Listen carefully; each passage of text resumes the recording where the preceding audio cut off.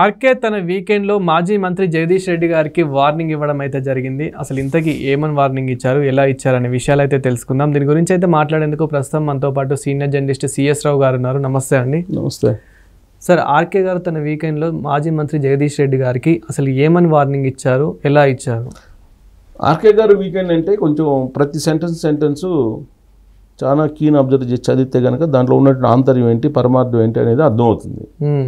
So ఆయన రాసినటువంటి weekend మొత్తాన్ని కనుక చదివితే ఒక చిన్న పదాన్ని ఉపయోగించారు. మరగుజ్జు పాలిటిక్స్ చేస్తున్నారు. మరగుజ్జు పాలిటిక్స్ చేసేటువంటి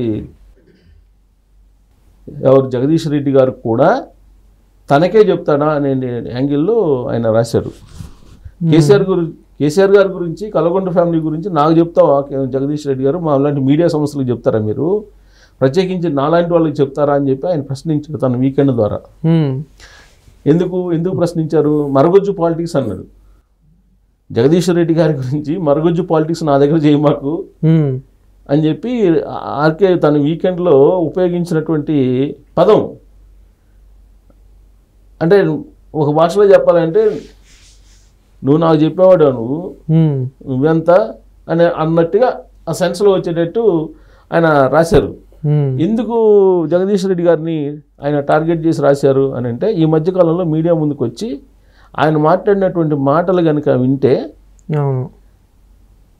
చంద్రబాబు నాయుడు గారి గురించి, మీడియా హౌసుల గురించి ఈ దాడులు అనేది ఆరంభమేను, రాబోయే రోజుల్లో మరిన్ని దాడులు జరుగుతాయని చెప్పి ఆయన హెచ్చరించారు. ప్రజాస్వామ్యంలో అది మంచిది కాదు కదా. ఇప్పుడు వాటిని సీరియస్గా కనుక ఈ గవర్నమెంట్ తీసుకుంటే యాక్చువల్గా ఆయన కేసు పెట్టి ఆయన మీద కేసు పెట్టాలి, లోపల వేయాలి అసలు యాక్చువల్గా అయితే. కానీ ప్రభుత్వం లైట్గా తీసుకుంది. మీడియాని బెదిరిస్తూ ఉన్నారు. మీడియాని ఆంధ్ర మీడియా అని చెప్పి పిలుస్తూ ఉన్నారు వాళ్ళు. ఎలా పిలుస్తారు ఆంధ్ర మీడియాని? ఎలా చేస్తారు? ఇంకో స్లాటర్ హౌసెస్ ఏదో అన్నారు ఆయన. స్లాటర్ హౌసెస్ కొన్ని ఉన్నాయని చెప్పేసి చంద్రబాబు నాయుడికి సంబంధించినటువంటి కొన్ని స్లాటర్ హౌసెస్ ఉన్నాయనే యాంగిల్లో మాట్లాడారు ఆయన. అందుకే మరగుజ్జు పాలిటిక్స్ చేయొద్దు అని చెప్పి రాధాకృష్ణ గారు డైరెక్ట్గా జగదీష్ రెడ్డి గారికి ఒక వార్నింగ్ లాగా ఇచ్చారు ఆ ఆర్టికల్లో. ఇస్తూ కల్వకుంట్ల ఫ్యామిలీ కేసీఆర్ గురించి నాకు చెప్పమాకు, వాళ్ళ పాలిటిక్స్ గురించి నాకు చెప్పమాకు అని చెప్పారు. ఎందుకు చెప్పారనంటే, ఒకనొక ఇంటర్వ్యూలో కేసీఆర్ గారే చెప్పారు. ఈ మధ్య కూడా ఆ వీడియో వైరల్ అవుతుంది. ఈ మొత్తం ప్రయాణంలో, తన జీవిత ప్రయాణంలో ఒరే అనుకునేటువంటి స్నేహితులు చాలా తక్కువ ఉంటారు నాకు. వాళ్ళల్లో రాధాకృష్ణ గారు ఒకళ్ళు, మేమిద్దరం ఒరే అనుకునేంత క్లోజ్ అని చెప్పి కేసీఆర్ గారే చెప్పారు ఇంటర్వ్యూలో రాధాకృష్ణ గారి గురించి. అంటే అంత క్లోజ్ ఉండేటువంటి వాళ్ళు ఒకరికొకరు తెలుస్తుంటుంది కదా, ఒకరి గురించి ఒకరికి చాలా కీన్గా తెలిసి ఉంటుంది. అందుకే బహుశా మరగుజ్జు పాలిటిక్స్ నా దగ్గర చేయి మాకు, కేసీఆర్ గారి గురించి, కల్వకుంట్ల ఫ్యామిలీ గురించి నాకు చెప్తావా నువ్వు అని చెప్పి ఆయన మెన్షన్ చేసి ఉంటారు. ఎందుకంటే కేసీఆర్ గారే చెప్పారు ఆ మాట, ఒరే అని అంత క్లోజ్ అని. అంత క్లోజ్ అయినప్పుడు వాళ్ళిద్దరూ ఒకరి విషయాలు ఒకరికి ఖచ్చితంగా తెలుస్తాయి కదా. ఏ సందర్భంలో చెప్పారు ఇది అని అంటే, ఈ ఆర్కే వీకెండ్లో మొత్తం రాసుకుంటూ వస్తూ చాలా కూలంకోషంగా రాశారు. రాసుకుంటూ వస్తూ రాజకీయాన్ని రాజకీయంగా చేయండి, రాజకీయంగా కాకుండా కుట్రపూరితంగా కొత్త తరహా రాజకీయాలు వీళ్ళు తీసుకొచ్చారు జగన్మోహన్ రెడ్డి గారు, కేసీఆర్ గారు. ఇంతకుముందు రాజకీయ ప్రత్యర్థులుగానే చూసేవాళ్ళు పార్టీలని, అధికారంలో ఉన్నటువంటి పార్టీ ప్రతిపక్షాన్ని ప్రత్యర్థి పార్టీగానే చూసేది. కానీ వీళ్ళు వచ్చిన తర్వాత రాజకీయ వరవడినే మార్చేశారు. ప్రత్యర్థి పార్టీలని శత్రువులుగా చూస్తున్నారు వాళ్ళు. ఆ పార్టీలని శత్రువులుగా, ఆ పార్టీలో ఉండేటువంటి వాళ్ళని శత్రువులుగా భావించి వాళ్ళని వెంటాడుతున్నారు ప్రభుత్వంలో ఉన్నప్పుడు. గత 10 ఏళ్ల పాటు కేసీఆర్ గారు ఏం చేశారు అనేది ఆయన రివ్యూ చేశారు. 2014 నుంచి 2023 దాకా కేసీఆర్ గారు ఏం చేశారు అనేది. అలాగే జగన్మోహన్ రెడ్డి గారు 2019 నుంచి 2024 వరకు ఏం చేశారు అనేది అందరికీ తెలుసు. అధికారాన్ని ఉపయోగించుకొని ప్రత్యర్థుల్ని శత్రువులుగా భావించి వాళ్ళని ఆర్థికంగా బలహీనపరిచేటువంటి ప్రయత్నం చేశారు. ఇలాంటి రాజకీయాలు ఎప్పుడూ జరగలేదు అని చెప్పి ఉటంకిస్తూ వీళ్ళిద్దరూ, ఇప్పుడు జగన్మోహన్ రెడ్డి గారేమో కేసీఆర్ గారిని 3వ గెలిపించడానికి ప్రయత్నం చేశారు. 2019లో జగన్మోహన్ రెడ్డి గారిని గెలిపించడానికేమో కేసీఆర్ గారు ప్రయత్నం చేశారు. ఆంధ్రాలో ఆర్థికపరమైన సహాయం అంతా చేశారు.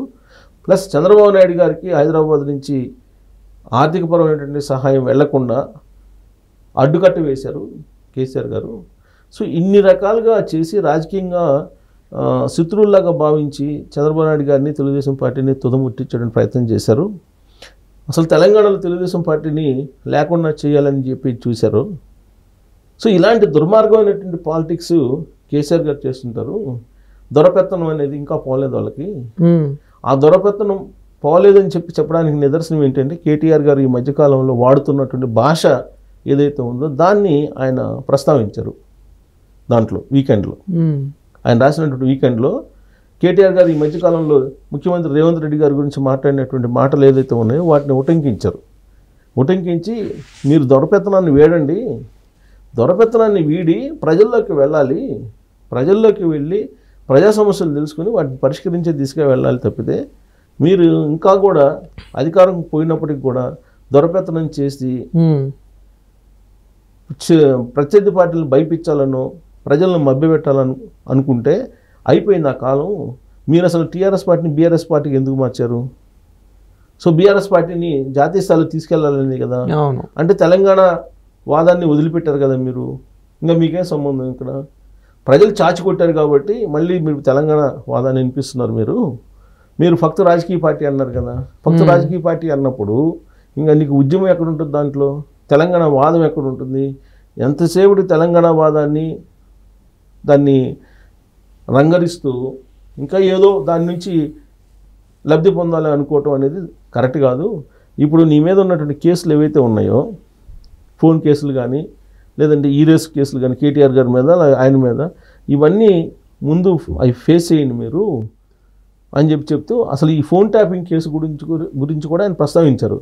ఫోన్ ట్యాపింగ్ కేసులో దానికి సంబంధించినటువంటి డేటాని ధ్వంసం చేశారు, హార్డ్ డిస్క్లను ధ్వంసం చేశారు, పెన్ డ్రైవ్లను కాల్ చేశారు, తీసుకెళ్ళి మూసీ నదిలో కంప్యూటర్లో పడేశారు. మరి దీనికి ఏం చెప్తారు? మీరు ఏమి చేయకపోతే ఫోన్ ట్యాపింగ్, మీరు తీవ్రవాదులు ఉగ్రవాదులకు సంబంధించినటువంటి డేటాని మిస్ చేశారు మీరు. ఫోన్ ట్యాపింగ్ చేయటం అనేది, ఫోన్ ట్యాపింగ్ అసలు ఎలా బయటకు వచ్చింది? రేవంత్ రెడ్డి గారు బయటికి తీయలేదు. పోలీసులే టెర్రరిస్టులకు సంబంధించి అలాగే ఈ నక్సలైట్లకు మావోయిస్టులకు సంబంధించినటువంటి డేటా కోసం వెతుకుతున్నప్పుడు డేటా కనిపించలేదు. ఆ డేటా ఎందుకు కనిపించలేదు? డేటా కనిపించకపోవడం అనేది నేరం కదా, దేశద్రోహం కదా అది. మరి అది ఎంక్వైరీ చేస్తున్నప్పుడు ఈ ఫోన్ ట్యాపింగ్ వ్యవహారాలన్నీ బయటపడ్డాయి. అసలు మీరు డేటాని ఎందుకు మీరు డిలీట్ చేస్తారు? అంటే మీరు ఏదో చేశారు కదా, మీరు చేయబట్టే కదా. సో ఇలాంటి దుర్మార్గాలన్నీ చేసి ఇప్పుడు కూడా మళ్ళా తెలంగాణ సమాజాన్ని మభ్యపెట్టాలని అనుకుంటున్నారు మీరు. సో ఇలాంటి మరగుజ్జు పాలిటిక్స్ని చేసేటువంటి ఇలాంటి వాళ్ళందరూ ముందు పెట్టి మీరు వెనకుండి ఫామ్ హౌస్లో డ్రామాలు ఆడటం మానుకోండి అన్నట్టుగా ఆయన తన వీకెండ్లో సీరియస్గా కామెంట్ చేస్తూ ఆయన్ని జగదీష్ రెడ్డి గారిని ఆ విధమైనటువంటి పదంతో పోల్చారు. యాక్చువల్గా ఆయన ఏదో ఉద్యమం నుంచి వచ్చారు యాక్చువల్గా. సరే ఆయనకి ఏదో రాజకీయం కలిసి వచ్చింది, కానీ ఆయన మాట్లాడే తీరు చూస్తుంటే ఇప్పుడు అక్కడ జగన్మోహన్ రెడ్డి గారిని రప్ప అంటుంటే ఇక్కడ కూడా ఇది అదే తరహాలో మాట్లాడుతున్నారు. అది మంచిది కాదు కదా అనేది వీకెండ్లో ఆయన చురకలు వేశారు బీఆర్ఎస్ పార్టీ. సో మీరు భయపెట్టి ప్రజల్ని ఏదో ఓట్లు వేయించుకోవాలనుకుంటే అది చెల్లదు అనేటిది ఆయన రాశారు. అలాగే మీడియాను కూడా భయపెడితే భయపడే వాళ్ళు ఎవరు లేరు అనే యాంగిల్లో ఆయన వీకెండ్ రాశారు. ఈ ప్రధానమైన అంశాలను ఆయన పొందుపరిచారు. Thank you sir.